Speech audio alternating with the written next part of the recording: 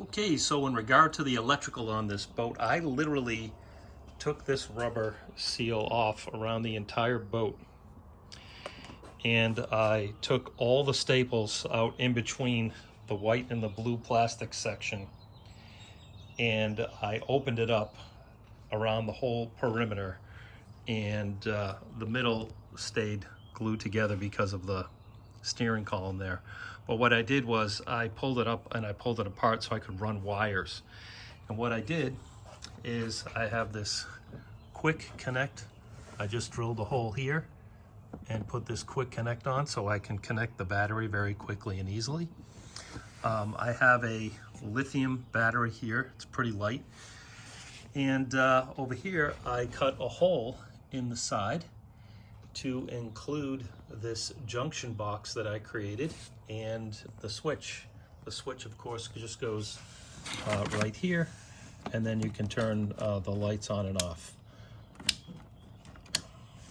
So I have the switch here controls the blue LEDs on each side, and when the bimini top is up, it looks really cool at night. This switch here controls both the front and rear lights, which are legally required when you're running at night, right here. And at first I mean, you can get battery operated running lights if you want, but these are all wired right inside the boat. And so now this junction box here, listen, I bought everything that you see here. You can buy on Amazon, and how to wire everything is available on YouTube. So listen, I'm no engineer, you know, I just watched some videos and they taught you how to do this and how to string these junction, I'm not even using the right terminology, but all of these connectors, if you will.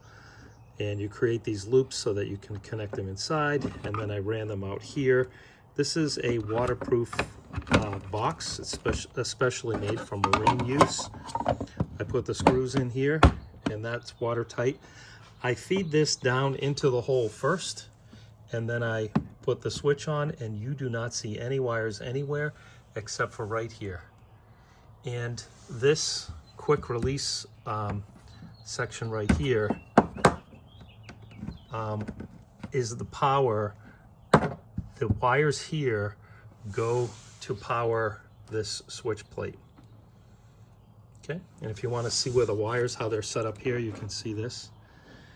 You want to take a good look at it. See the pink connectors? I just bought these connectors right here, and you crimp them on to the wire, and then you plug the wires in here. This wire goes to all 4 lights around the outside. Actually, there's 6 lights around the outside, 2 in the front, 2 in the back, 2 on the sides. Picked up those up on Amazon as well. These 2 wires go to the front and back of the boat, and then these 2 wires go to the switch for the top lights, the legal running lights, the red and white, and the red and green in the front and the white in the back. And I love these. These are the coolest things since sliced bread. You just grab a heat gun and you can connect any size wire you want, because it melts the solder and it clamps on each side of the wire, and it is awesome. No more soldering. Just get a heat gun and buy some of these, and they're so fast, quick and easy. Really, really nice. So that's about it. I connect my put my motor here on the clamp, put my motor onto these posts, negative and positive, and then when I'm running at night, I use this in addition to the motor, and we're good to go. I want you to show you this battery. Is amazing. It's a Dakota 12 volt 100. I don't think, listen, you'll get so tired before you run out of battery with this thing. It's a lithium Dakota 100 amp battery. This thing will never die when you're out on the water. I mean, I don't know how many hours it'll last for, but it will last longer than I want to be out on the water, that's for sure.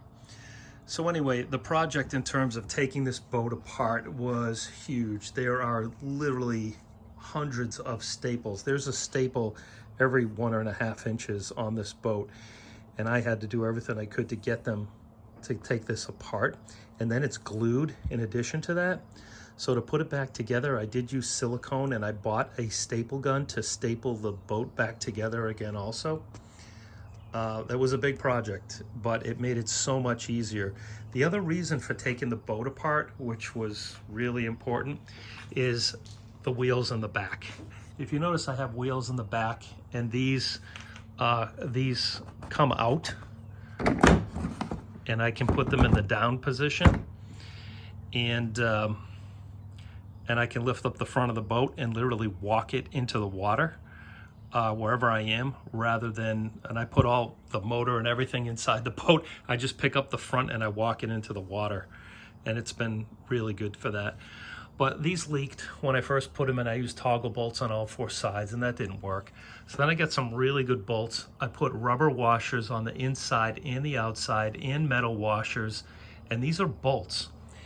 And I put lock nut washers on the inside with bolts on the inside, but that didn't sturdy it up well enough because this plastic is only about an 1/8 inch thick. So what I did is I bought and cut out a 12-inch by 12-inch square of starboard, and I put that on the inside of the boat and drilled the 4 holes through the starboard to really make it rigid.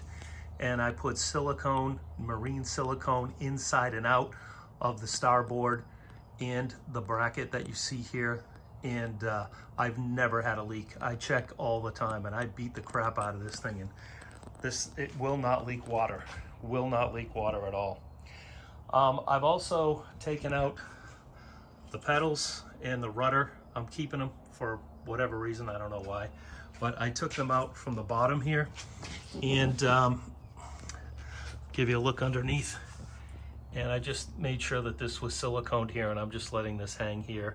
I'll show you how I plugged up the holes in the front, and people are always asking me about this bracket and how I was able to hang this bracket. And these are for electricians. They're strap brackets, and I used a bunch of washers on the inside with a toggle bolt and a rubber gasket on the outside to prevent water leakage, and that brought the bracket out enough distance for me to be able to secure this to the boat. And I've had this boat for 3 or 4 years, and I've never had to tighten anything. It's pretty solid. The top of this is held on with more straps. This was my original switch kit, and it literally broke apart. Someone stepped on it from the inside or something, I don't know. So I just replaced it. But this right here, these tubes, what I did is I just put toggle bolts here, right through. Strap here, and I kept these, but I cut this pipe shorter, and then I reattached these inside. I can literally unscrew this and pull this bracket off if I wanted to, but I never would want to. This boat came with a piece of plastic that fit in here and was a cover, like a cooler, for this section right here. And I took that blue piece of plastic that was the same color and texture as this right here color, and what I did is I cut little circles out of them, 4 of them, and these are the holes that I plugged up that were where the pedals went. And I put 4 of these. I put 2 on the inside here, or 2 on the outside, I should say, to block up the hole. And then I went down under here and I added 2 more, and with some marine, here you go, silicone and some masking tape to hold it in place. These have never come off, and again, we do not leak a bit. This is where the steering column went up through the middle here, and again, that doesn't leak either. So yeah, I've got you see I've got these running lights in the front, and there are 2 of them, and I have 1 on each side. So I'll flip the switches on so you can see the lights. Oh, it's not plugged in.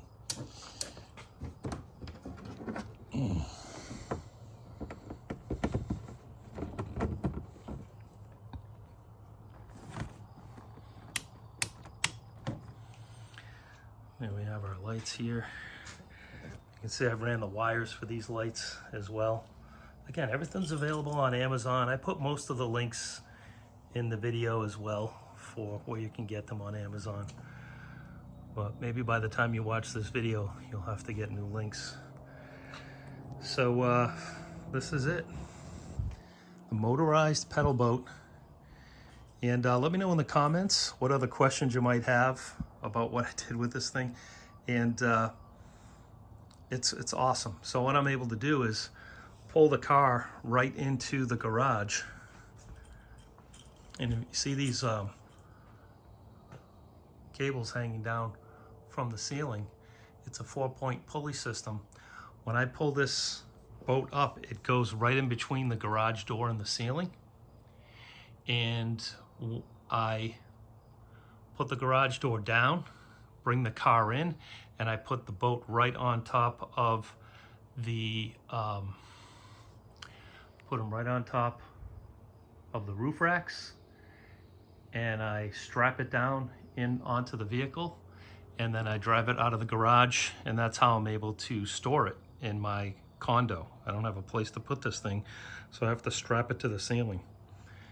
And it's really convenient. We love it. It's fun. Gets us out on the water. You know, you're just trolling around about 5 miles an hour, but we've had a lot of adventures with it. We work for Century 21, and they abbreviated as C21, so we put the Century 21 colors here and call it C21. And yeah, so let me know what questions you have in the comments, and you know, see what I can do to help you out. But this has been a blast, and I had a lot of questions too in regard to, you know, registering it. And in Massachusetts, you need a sticker. You need to register it if it has a motor on it. Doesn't matter the size.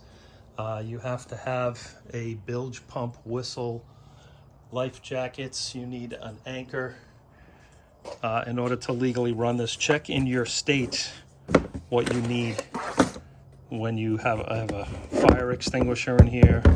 If I ever got pulled over, you know, I've got, you know, boat horn. If I ever get pulled over by I have an anchor in here, a little tiny anchor. Bug spray. Listen, what's cool about this too is that I can pull this in right off the dock and just jump right in the front of it. It's pretty fantastic. The family's had a lot of fun with this thing. You can easily fit 350 to 200 pound adults in the front section right here, and fit 2 children in the back. No problem. No problem. 55 pound thrust motor is what I have. Minn Kota that I put on the back.